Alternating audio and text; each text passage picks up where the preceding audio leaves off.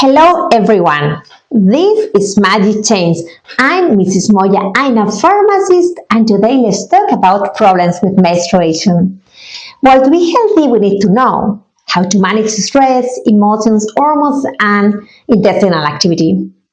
It's very important to have a very good hormonal health. Xavier Verdaguer always emphasizes this, pointing out that with menstrual cycle, women have a valuable way of discovering if something is not working properly and how to address it. Men, on the other hand, have not set a monthly alert. Well, at the start of each cycle, women have the opportunity to assess their hormonal health. Menstrual cycle lasts 28 days, and shorter cycles, about 20 days, indicate a lack of progesterone, and longer cycles, about 32 days, indicate a poor egg maturation.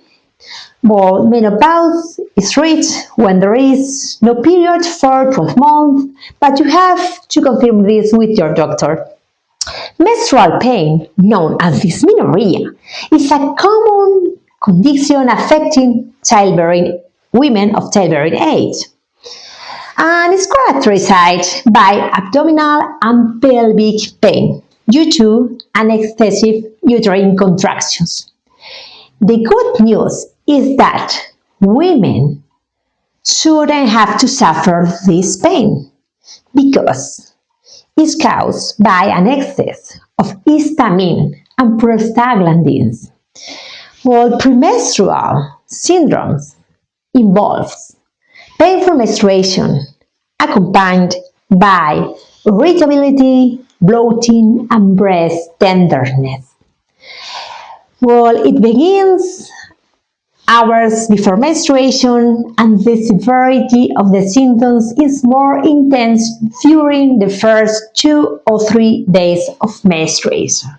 The symptoms can vary from woman to woman and from one cycle to another. Well, what is the origin of this pain?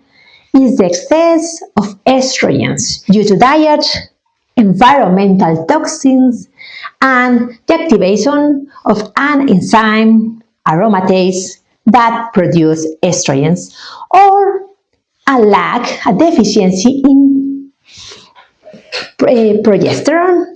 It's very important to have a good balance between estrogens and progesterone.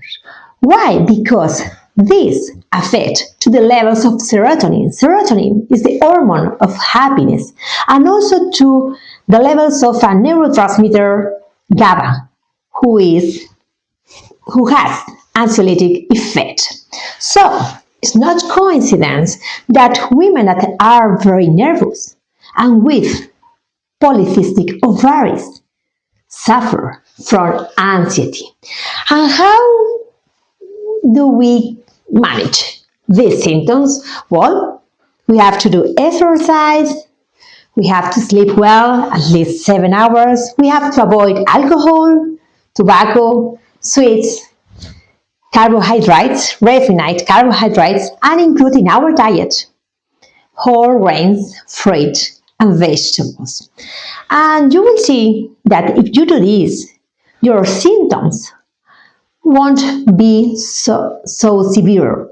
You have to try it. Maybe you are thinking that it's not true, but you have to check what are you doing during the month and how is your menstrual cycle, because it's a way to assess your hormonal health. Thank you very much. This is Magic Chains. Don't let anything stop you, and see you in the next video.